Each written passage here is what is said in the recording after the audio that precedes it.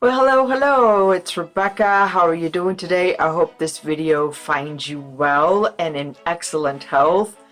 Today I wanted to talk about a couple of different things. Something that came to me yesterday when I was getting dressed for the day, and I want to start out this video by saying that it's true. It's true. You got me. It's been a while since I have uploaded a video. Um, when I first started doing video, it took me a while to figure some things out. It took me a while to get comfortable. It wasn't the same as public speaking. It was not the same as being in front of, 20 or 30 or 100 people or 500 people where you could see the response and how people resonated with your message. And you could even see those who were actually playing with their phones and talking to their neighbors and not paying attention. Yes, I saw those too. But, doing the video thing has been really interesting to me because I imagine what you need from me. What is it that you need to hear? What is it that resonates with you? And where are you currently? And so when I'm thinking about all of those things, and I'm looking just directly into the camera lens, and I'm basically speaking from my heart, it's whatever is coming to me, I guess, in the moment or in the days prior to. And then, of course, I'm playing with the background. I've tried to get the background right. I've experimented, and I wish that I had the space, dedicated to that. And it's not that I don't have the space. There's lots of space and places. And it's so curious that I actually find, for the most part, that I am more comfortable standing up. Why? Because I talk with my hands a lot.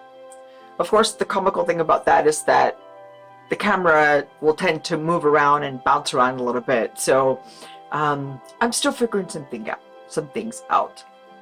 But here's the thing. I have been working on a new program, and I'm not ready to share it with you yet, so stay tuned. And I'm just putting all of the pieces together, so I will release that when it's quite ready. But the other part that I've been working on is a little bit of rebranding. So when I first began this journey, and I was thinking about a business name, the words, I love the term, the word renegade and everything that it stands for. It's trailblazer, it's rebel. Yes, I'm a rebel at heart. What can I say? I thought at the time that maybe I wanted to go with something softer, because maybe it would just be too much to handle if I just put my cards on the table. If I just laid it all out there, what would happen? What would happen if I just laid it all out there? If I had gone with the name Renegade Health Project, which was my gut instinct, instead of, let's say, Adventures in Nutrition, which has been very noble, it's much softer. What would have happened? Would anything have happened? No. It still would have taken me a while to figure out how to step into that. And to explain what I'm talking about is, maybe I was fearful that being a renegade was too much. Well, some people might get offended. People always get offended. So you can rebut like my own doubts, right? So that's when you know that you're at the point and you have studied a lot, is when you can basically rebut your own objections. How funny is that?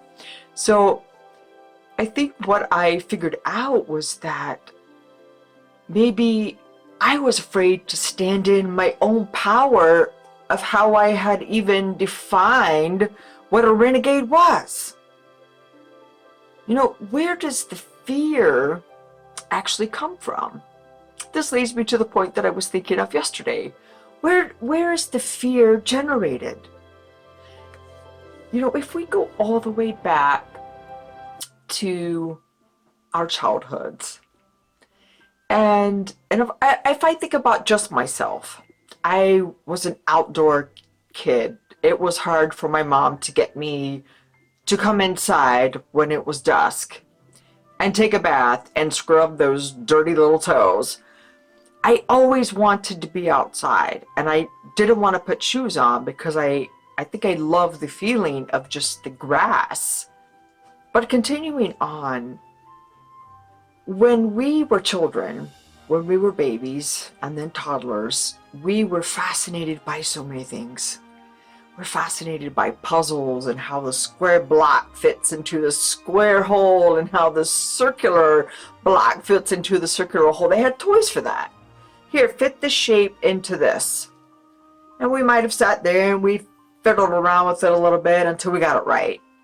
And then someone was probably there, you know, I'm sure mom was there saying, oh, you did so good, you did so good. And we kept going. Now, we probably didn't necessarily need that, but as we are growing up, we do need that human touch because that's how babies and kids develop. Okay, so continuing on, when you, let's say that maybe you got a bicycle.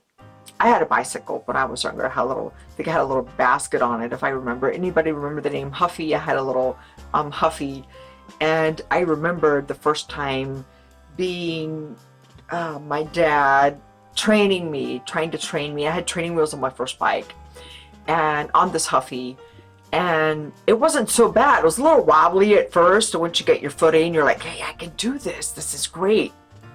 And then the training wheels come off. It feels a little unsteady. Maybe you fall down a couple times. Someone gets behind you, steadies the bike, and then kind of sends you off on your way. And maybe we fall down a few times. But most of us, I would say, at least 99%, I don't know what the stats are, but didn't we just keep trying? Didn't we get back on the bicycle, rub the knee where we got scraped on where there was asphalt then? Didn't we just get back on the bicycle and we just try it again? And then what happens along the way sometime when we begin to develop fear around certain things, many things maybe, about who we are, standing in our power, really feeling into a business name and standing in that power because that's who you know that you are. That's who you know that you were designed to be.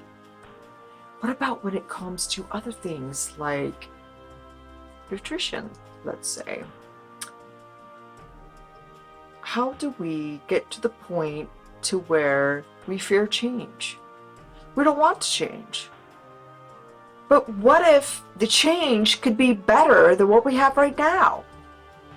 What if we didn't fear implementing these changes into our lives?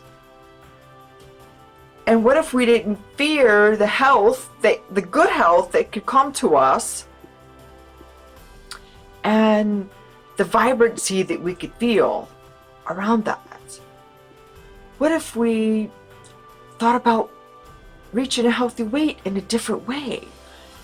Not fearing whether or not, what am I going to find? What am I going to have to do? What am I going to have to eat? Does that mean I'm going to have to eat chicken or broccoli every day? Well, no. But we have all of these images about all of these things, and these are all things that just come up in our mind. Most of these fears are really unfounded. And these things are really about perspective. And how do we change our perspective on something that we believe that we fear? Fearing change, fearing implementing something, fearing actually reaching a healthy weight. What is it going to take? What am I going to have to do? You know, who's judging me right now? Who judged me yesterday? Who might judge me if I actually do reach a healthy weight? Are people going to be envious of me? Am I going to lose friends? And you know, some of that, and maybe any of that, is possible.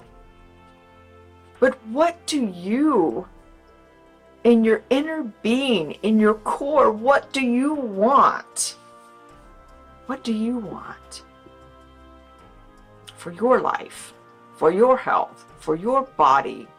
What does the path look like for you to reach a healthy weight? Not what the path looks like for someone else. What does the path look like for you? Are you comparing your body to someone else's body? Have you compared your journey to someone else's journey? Because I can tell you that they are not the same. Your journey will always be unique because you are unique. This is so if you have been comparing yourself to other people's journeys and other people's weights and other people's biceps and triceps and six packs and all of that stuff, stop it. Stop. You are perfectly designed just the way you are. You know, you can design your journey any way that you want. But you can't start out having fear around implementing the things that are necessary to get there, because let's face it, there are things that have to be implemented in order to achieve things that we say that we want. Yes, part of it is self-acceptance. No one said that you had to accept yourself at the weight that you are. So I am here to tell you to stand in the power of knowing that whatever you decide to do, however you decide to support your health and your immune function and your lifestyle and how your body responds to external events, however you choose to do that, do it in a way so that your body can adequately respond and be supported and get those things in line, mind, body, and soul. Get those three things in line with who you really are. You know, no matter what choices you make for today, tomorrow, your health is important. Your health is worth it. You are worth it. Don't buy into the fear of any kind of change that is necessary. Don't buy into the idea that you are something that is less than, someone who is less than, because of what the scale says. The scale is a neutral item. Neutral. Define yourself by what standards you have for your life and for your health, and don't define them with anyone else's ideas or standards. You can learn from other people, you can work with other people. This is all fantastic. But don't buy into the fear of what is it going to take. Don't worry about how you're going to get there. Just keep your eye on the goal. And that's my message for today. I hope you have a beautiful day. The sun is out here. It is very cold and very windy outside, but nevertheless, the sun is still shining. This is fantastic. I'll see you soon. Bye-bye.